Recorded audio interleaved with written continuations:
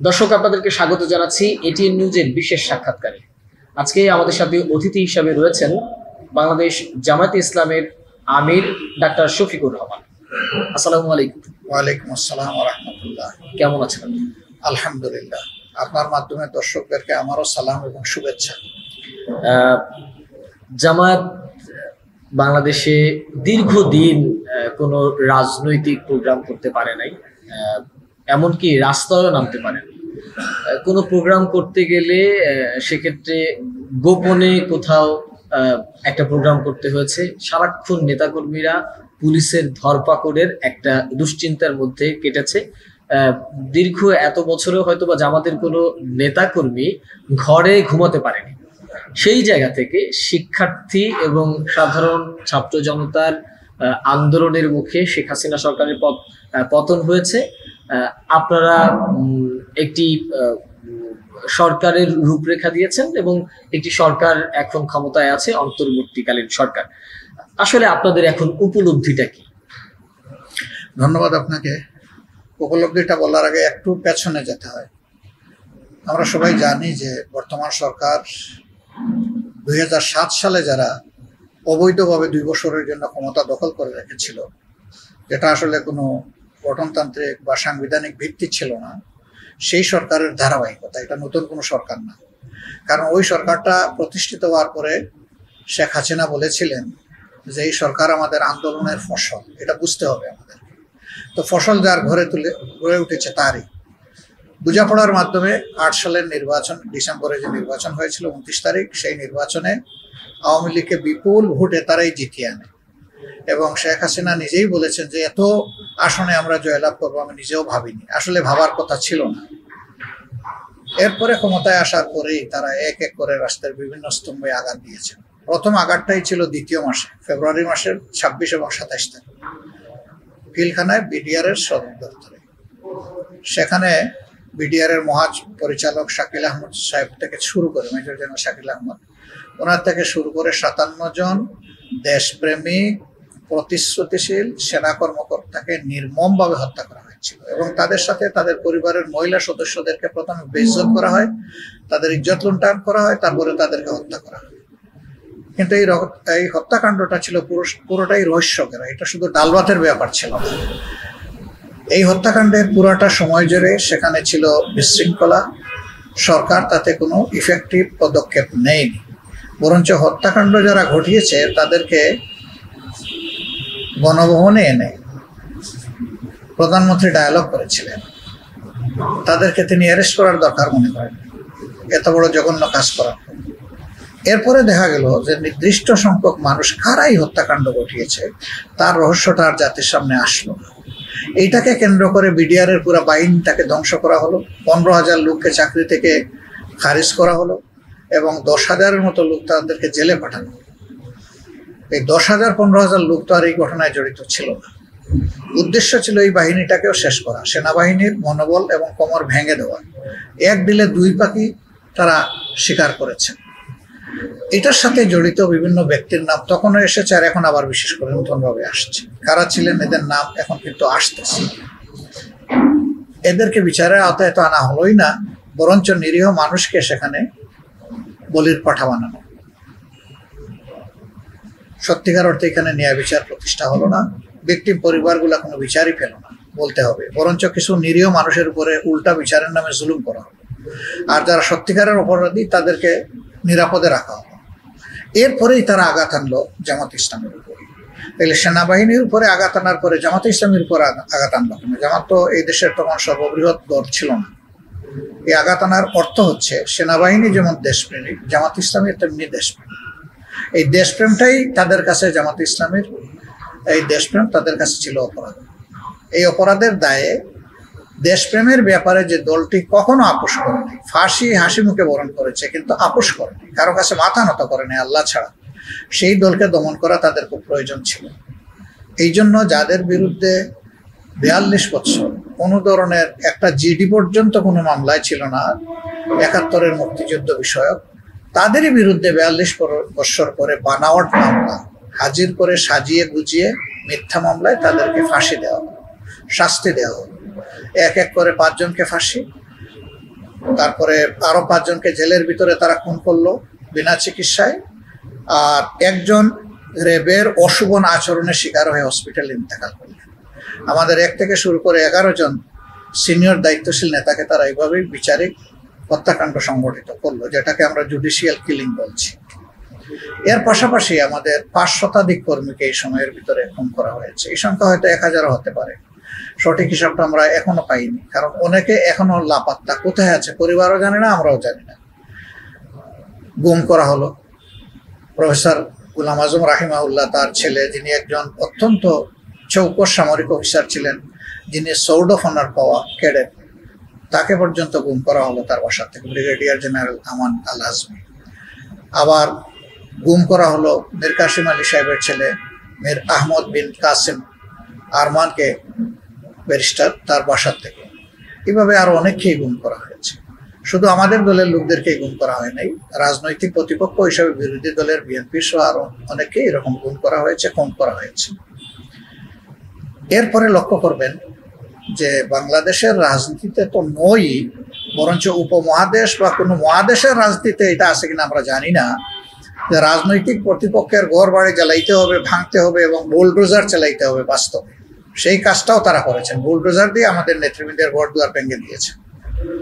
এইরকম হিংসতা, বর্বরতা আমাদের উপরে তারা চাপিয়ে রেখেছিলেন। ঠিকই বলেছেন যে আমরা খুব নির্যাতিত ছিলাম, নিষ্পেষিত ছিলাম। আমাদের অফিসগুলা, কেন্দ্রীয় অফিস থেকে শুরু করে আপনারা দেখেছেন যে কোনোটাই আমরা খুলে বসতে পারিনি, আমরা স্বস্তির সাথে কাজ করতে পারিনি। কিন্তু তারপরেও যখনই জনসম্পৃক্ত কোনো বিষয় সামনে এসেছে, আমরা কিন্তু যতটুকু পারি আমাদের সামর্থ্য নিয়ে আমরা রাস্তায় নেমেছি, প্রতিবাদ করেছি। আমরা জানতাম যে রাস্তায় নামলেই আমাদের বিরুদ্ধে মামলা হবে, আমাদেরকে গ্রেফতার করা হবে, আমাদের উপর বাটন চার্জ হবে, গুলি চালানো হবে, সবগুলা জেনেও আমরা নেমেছি। কারণ আমরা রাজনীতি করি মানুষের জন্য। এখন যদি আমরা মুখ বন্ধ করে বসে থাকি তাহলে তো জুলুমের পাহাড় জমতে থাকবে। অতএব আমাদের সঙ্গত অবস্থান থেকে সর্বোচ্চ যা করতে পারি আমরা সেটা করে যাব, এবং আলহামদুলিল্লাহ আমরা সেগুলা করেছি। শেষ পর্যন্ত তাদের পাপ বালিগ হয়েছে সবাই বলতেছে, এবং এবারকার এই গণ অভ্যুত্থানকে সবাই বলতেছে এটা দ্বিতীয় স্বাধীনতা। তাহলে স্বাধীনতা যেখানেই প্রশ্ন আসে, একটা পরাধীনতার বিষয়ের সাথে সাথে এসে যায়। আমরা তো স্বাধীন হয়েছি এর আগেও 2 বার, 47-এ একবার, 71 সালে একবার। এবার আবার কেন? 47-এ হয়েছি ব্রিটিশ বেনিয়াদের হাত থেকে, 71-এ হয়েছে পাকিস্তানি হানাদারদের হাত থেকে। এবার কার হাত থেকে আমরা স্বাধীন হলাম? সেই প্রশ্নের উত্তরও জনগণের কাছে ক্লিয়ার, যে কার কাছ থেকে আমরা স্বাধীন হয়েছি। এই স্বাধীনতার জায়গাটা পরাধীন হবে, এই আশঙ্কাই জামাত ইসলামী 71 সালে তার কৌশল নির্ধারণ করেছিল। তো একটা রাজনৈতিক দল, সে তো দেশ এবং জনগণের স্বার্থকে সামনে রেখেই তো ভাববে। স্রোতের তালে গা ভাসানোর নাম তো রাজনীতি নয়। আমরা সেদিন হয়তো স্রোতের তালে গা ভাসাতে পারিনি। আমরা দেখছিলাম যে এইভাবে কারো সাহায্যে দেশ স্বাধীন হলে সত্যিকারের স্বাধীনতার সুফল এই দেশের জনগণ ভোগ করবে না, বরঞ্চ যাদের সাহায্য হবে তারাই এর সুফল নিয়ে যাবে, যেটা গত আমরা 53 বছরে অত্যন্ত বেদনাদায়কভাবে দেখতে পাচ্ছি। আমরা কোনো দেশের বিরুদ্ধে নই, কোনো দেশের সরকারের বিরুদ্ধে নই। আমাদের দুঃখটা আমাদের দেশের সরকারে যারা বারবার এসেছেন তাদের ব্যাপারে। তারা কেন আমাদের জনগণের অধিকারটাকে সংরক্ষণ করতে পারলেন না? তারা কেন এটার হেফাজত করতে পারলেন না? কেন আমাদের পারস্পরিক পাওনা যেটা অন্য দেশের কাছ থেকে আদায় করতে পারলেন না? আমাদের সাবেক প্রধানমন্ত্রীর একটা বক্তব্য এখনো ভাসতেছে যে আমি একটা দেশের নাম বলেছেন, আমি তাদেরকে যা দিয়েছি কেউ কোনোদিন তা দিতে পারবে না। তখন তাকে প্রশ্ন করা হয়েছে, দিয়েছেন তো অনেক, এখন আপনি চাইবেন কি? বললেন আমি চাইবে কেন, চাওয়ার কোনো প্রশ্ন উঠে না, আমার চাওয়ার অভ্যাস নাই। তো উনি সবই তো দিয়ে দিচ্ছেন। এটা যদি আমরা বলি এটা আমাদের অপরাধ, সেই অপরাধ আমরা 100 বার স্বীকার করে নিতে হবে। আমরা কোনো দেশের বিপক্ষে না, আমরা আমাদের দেশের জনগণের স্বার্থের পক্ষে। একটু আগে বলছিলেন যে আপনাদের জামাতের অসংখ্য, আমি একটু শেষ করি। আপনি জানতে চেয়েছিলেন যে এই ধরনের একটা পরিবর্তনের পরে আমাদের অনুভূতি কি? এই ধরনের একটা পরিবর্তনের পরে আমাদের অনুভূতি মিশ্র। প্রথম অনুভূতি হচ্ছে যে আমাদের বিপুল সংখ্যক নেতাকর্মীকে আমরা হারিয়েছি, যাদেরকে অন্যায়ভাবে খুন করা হয়েছে।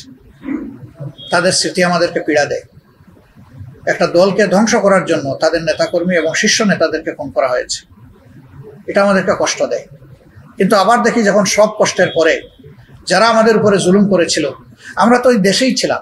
মীর কাসিম আলী সাহেব তখন আমেরিকায় ছিলেন। বন্ধু বান্ধবরা তাকে পরামর্শ নাকি দিয়েছিল যে আপনি আসবেন না। তিনি বলছেন কেন আসবো না, বলছে যে আসলে তো আপনাকেও মিথ্যা মামলায় জড়াইয়ে ফাঁসি দিয়ে দিবে।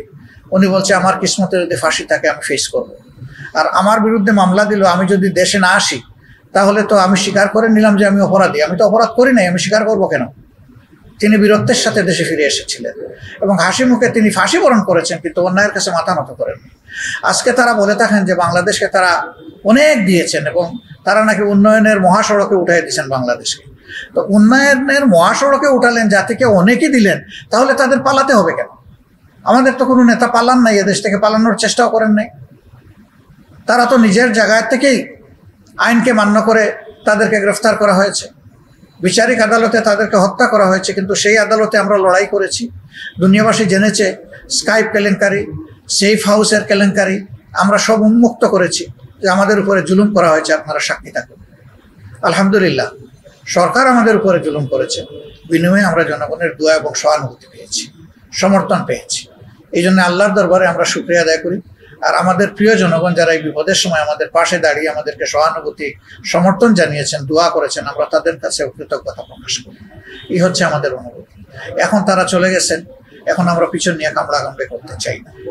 আমরা কোনো প্রতিশোধের রাজনীতিতে বিশ্বাস করি না, কিন্তু কোনো নির্দিষ্ট ব্যক্তি যদি তিনি কোনো অন্যায় করে থাকেন, অপরাধ করে থাকেন, অবশ্যই তার অপরাধের বিচার হতে হবে।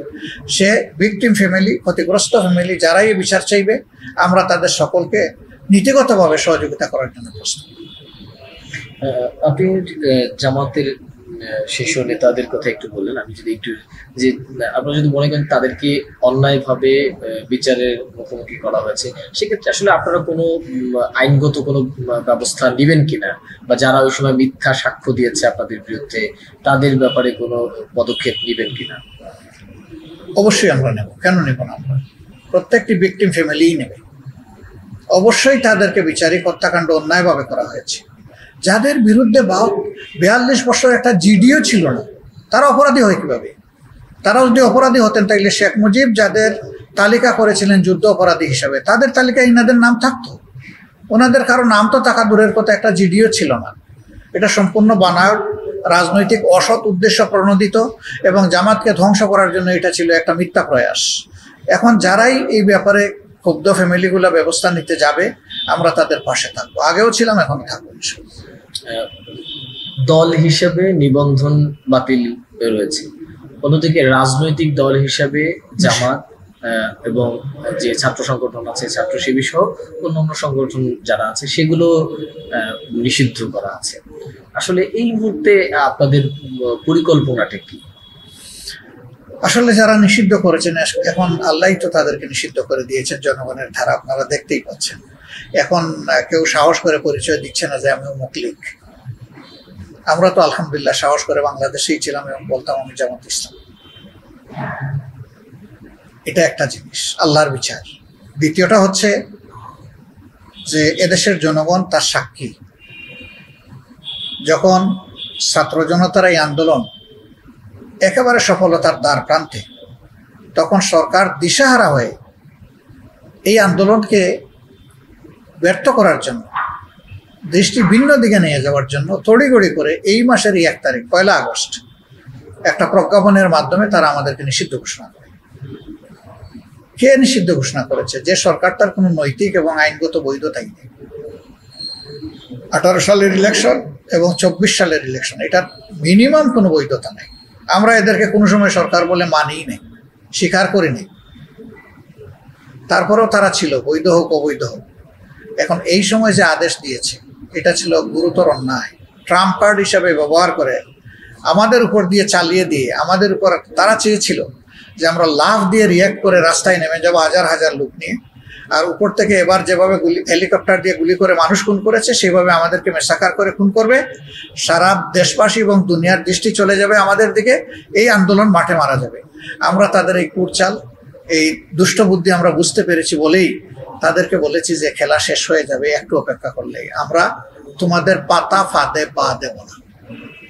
এই জন্য আমরা বিবৃতি দিয়ে ঘৃণা করে এটাকে প্রত্যাখ্যান করেছি এই সিদ্ধান্তকে, কিন্তু রাজনৈতিক কর্মসূচি নিয়ে আমরা মাঠে নামি।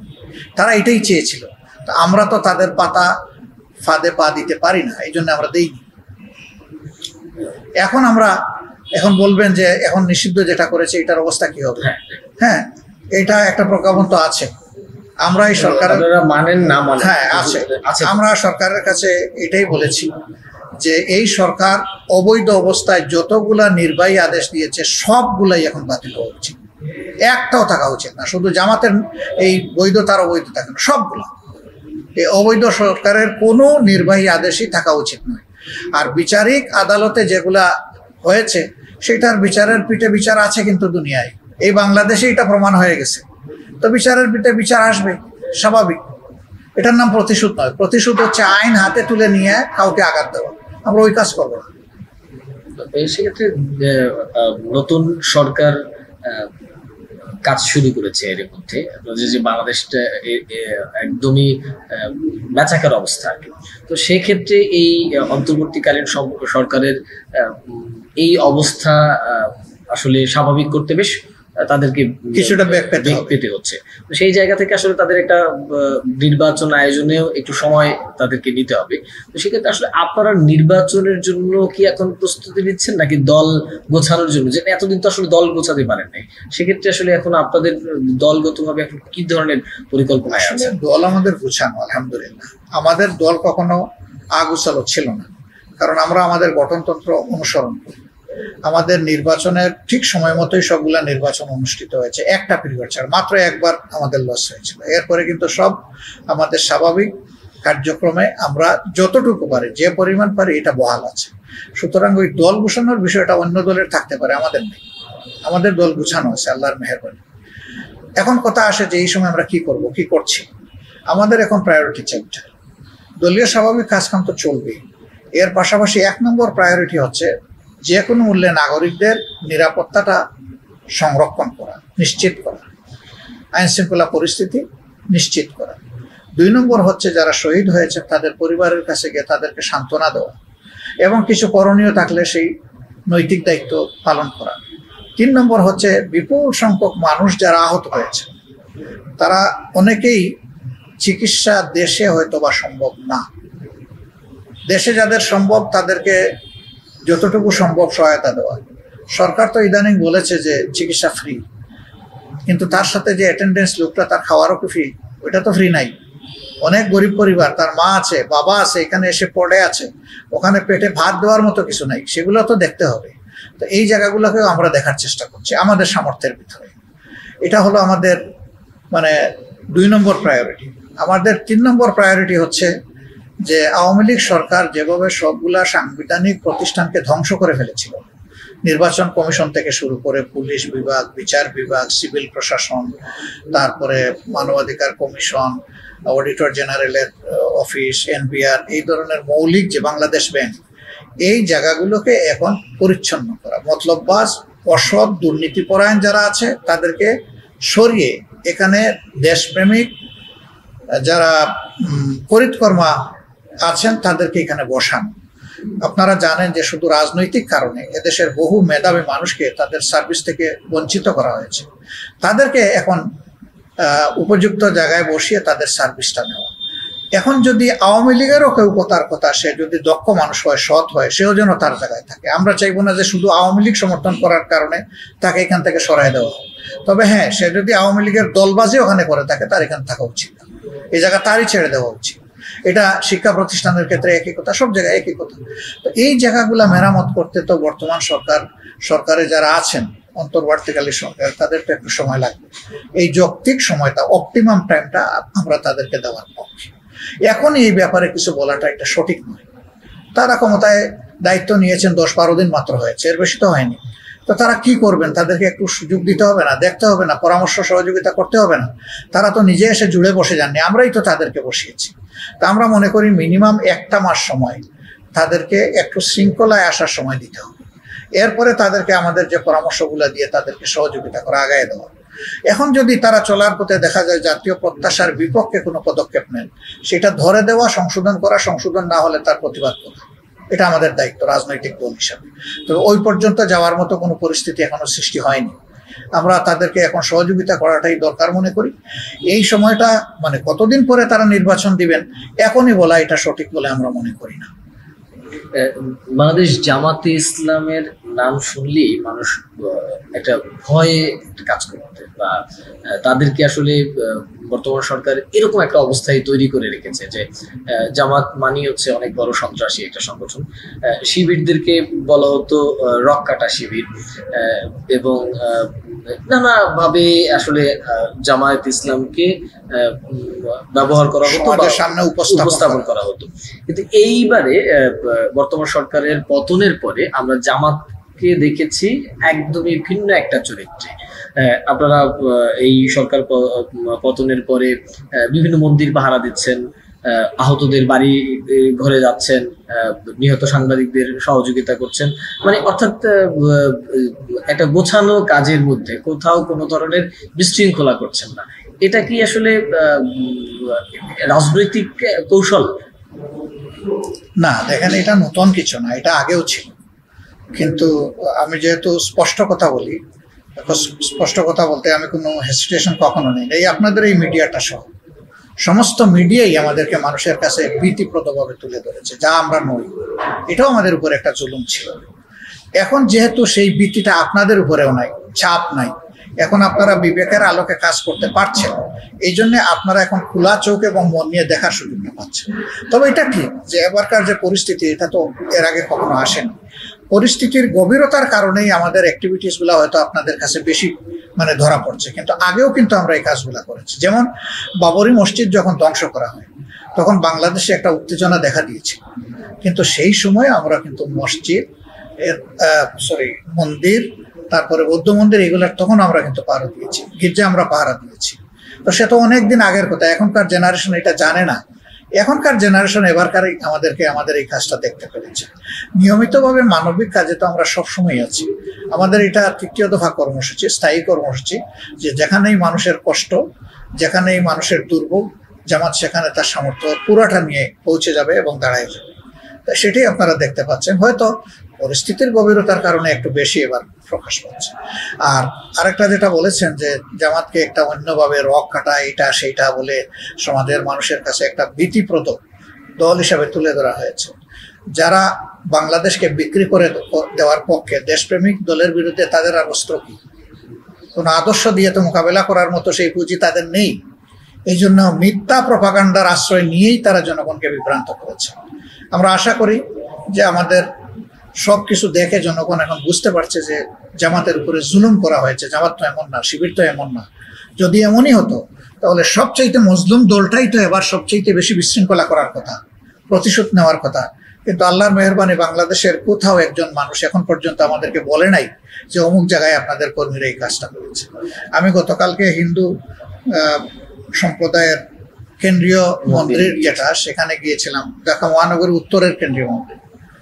তারাই বলছেন যে অনেকের বিরুদ্ধে, সেখানে বিভিন্ন দলের লোকেরা ছিলেন, নাম ধরে ধরে বলতেছেন যে আমরা একটা দলকেই দেখলাম, এ পর্যন্ত আমাদের 1 ইঞ্চি জায়গা তারা কোথাও দখল করেন নাই স্বাধীনতার পরে, আমাদের ইজ্জতের উপরে তারা কখনো হামলে পড়েন নাই, এবং তারা কখনো আমাদের ধর্মীয় প্রতিষ্ঠানে কোনো আঘাত দেন নাই। তার নাম হচ্ছে জামাত ইসলাম।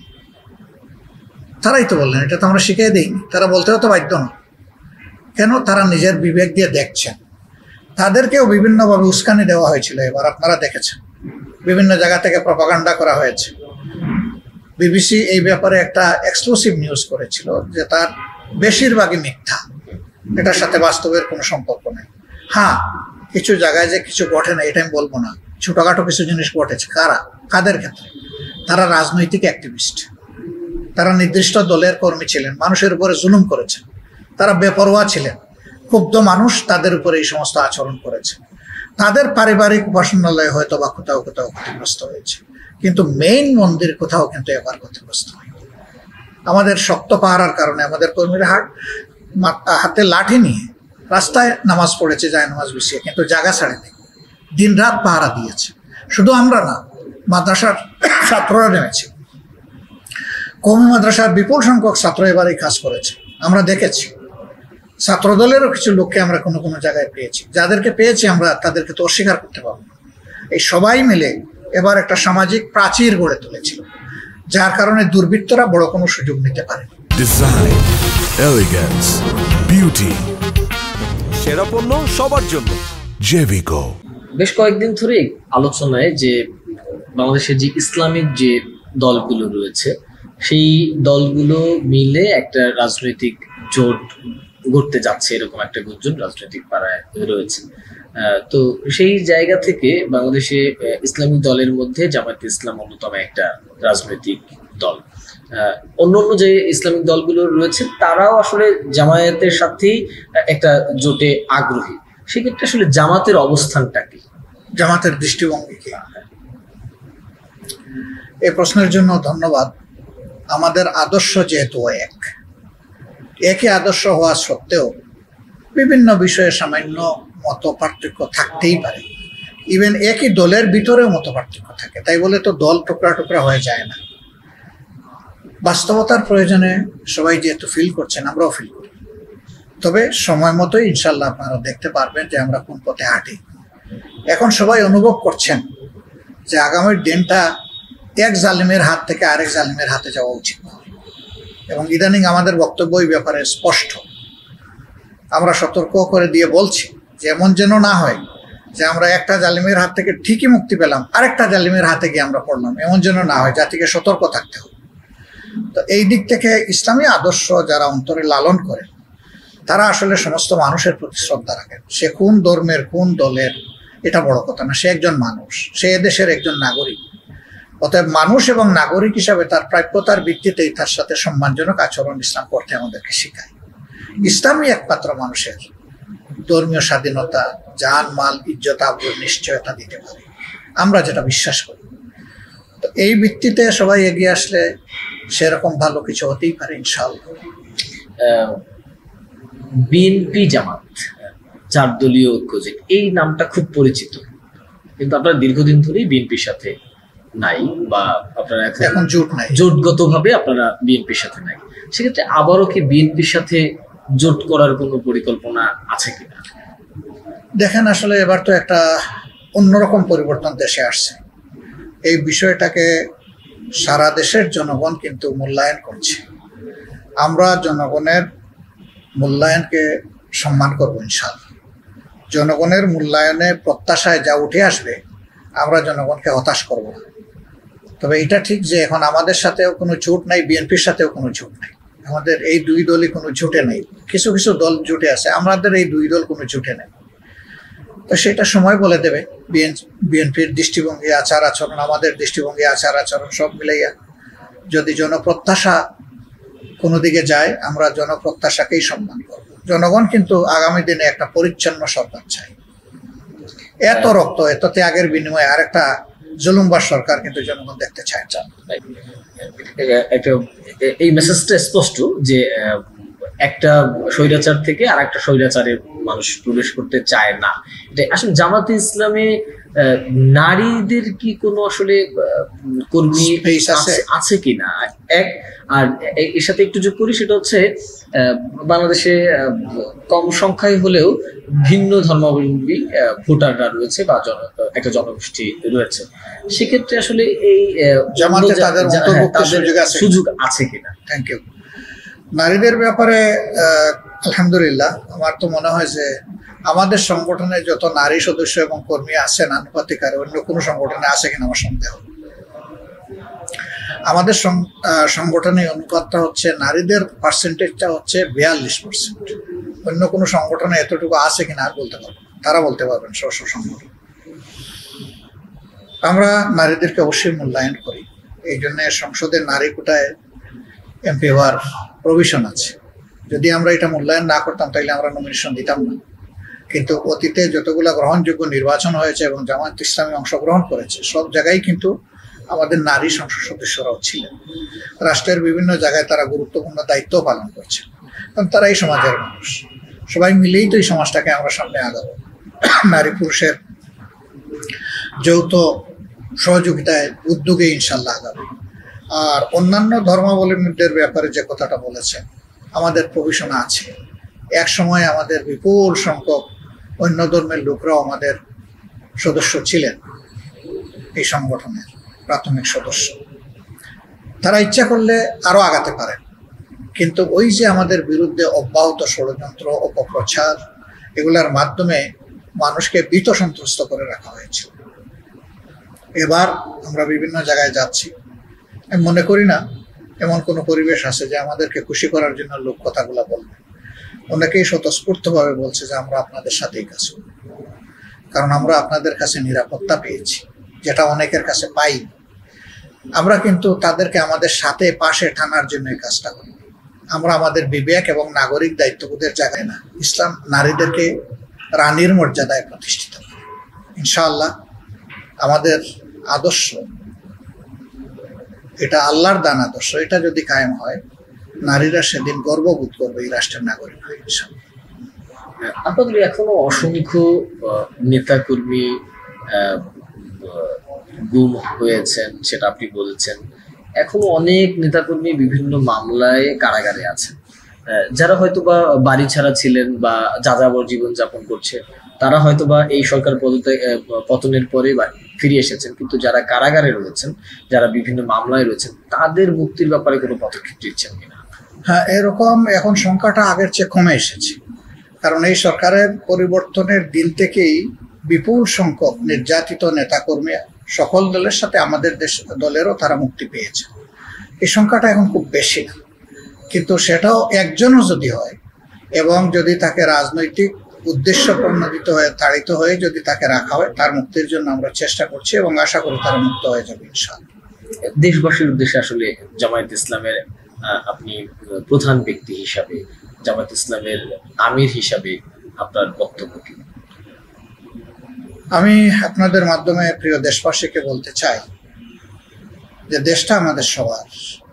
দেশে যদি শান্তি প্রতিষ্ঠিত হয়, দেশ যদি সমৃদ্ধির দিকে এগিয়ে যায়, তার অংশীদার আমরা সবাই হব। আবার যদি দেশে বিশৃঙ্খলা সৃষ্টি হয় এবং দেশের অর্থনীতিতে ধস নামে, সমাজ জীবনে বিভিন্ন ধরনের বিপর্যয় তৈরি হয়, তাহলে তার সাফারারও আমরা সবাই হব।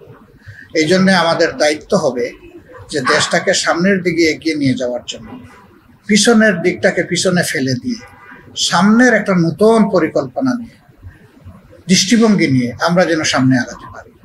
এই ক্ষেত্রে আমাদের তরুণ ছাত্র যুব সমাজ যে বিপ্লবের নেতৃত্ব দিয়েছে, এই বিপ্লবকে সম্মানের সাথে অন্তরে ধারণ করে তারা যে চেয়েছিল উই ওয়ান্ট জাস্টিস, মানে তারা সামাজিক সুবিচারের নিশ্চয়তা চেয়েছিল। যদি সামাজিক সুবিচার কায়েমের জন্য যৌথভাবে আমরা সব রাজনৈতিক দল কাজ করি আর তার সাথে যদি জনগণের সমর্থনটা থাকে, আমরা আশা করি যে ভবিষ্যতে ভালো কিছু পাব। আর এখন আমাদের অনুরোধ হবে যে এই যে স্বস্তি যারা এনে দিল, তারা কিন্তু তাদের চড়া মূল্য দিয়ে আমাদেরকে এনে দিয়েছে। হাজারের ঊর্ধ্বে মানুষ শহীদ হয়ে গেছে, পরিবারগুলো হয়তো বিধ্বস্ত হয়ে গেছে। সেই পরিবারের পাশে সর্বস্তরের মানুষের গিয়ে দাঁড়ানো উচিত, তাদেরকে সহযোগিতা করা, সাহস দেওয়া।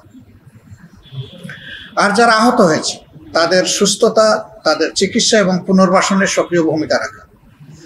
তারপরে যে সরকার এখন আছে, এই সরকারকে সর্বতোভাবে সাহায্য করা, অর্থনীতির চাকাকে বলিষ্ঠ করার জন্য তাদেরকে, তাদের হাতকে মজবুত করা। তাদের হাত মজবুত করার মানেই হচ্ছে নিজের হাত মজবুত করা, দেশকে সচল করা।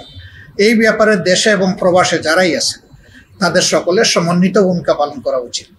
তবে সরকারের প্রতি আমাদের একটা অনুরোধ থাকবে, যারা বিদেশ থেকে তাদের ঘাম জড়ানো অর্থ সঞ্চয় করে বিদেশে পাঠান রিমিটেন্স হিসাবে, তাদেরকে শুধু মুখে রিমিটেন্স যোদ্ধা না বলে সত্যিকারের রিমিটেন্স যোদ্ধার মর্যাদা যেন তাদেরকে দেওয়া হয়। তারা যেন এই দেশের মাটিতে, নিজের দেশের মাটিতে পা রাখার সাথে সাথে অনুভব করে যে আমি আমার গর্বের বাংলাদেশে এসেছি। এই পরিস্থিতিটা এখনো নেই। আমরা অনুরোধ করব তারা এটা নিশ্চিত করবেন, এয়ারপোর্ট থেকে শুরু করে সর্বত্র, যেন তারা কোনো ধরনের হ্যারাসমেন্টের শিকার না হয়। আর সারা জিন্দেগি চাকরি করে যখন তারা দেশে ফিরবে, তখন উচিত হবে সরকারের তাদের পুনর্বাসনের ব্যাপারেও মনোযোগ দেওয়া। তবে এই সরকারই সব পারবে না, কিন্তু আগামী সরকার যারা আসবেন তারা তাদের অবদানের স্বীকৃতি দিয়ে তাদেরকে যেন মূল্যায়ন করে, এটা আমরা অনুরোধ করি।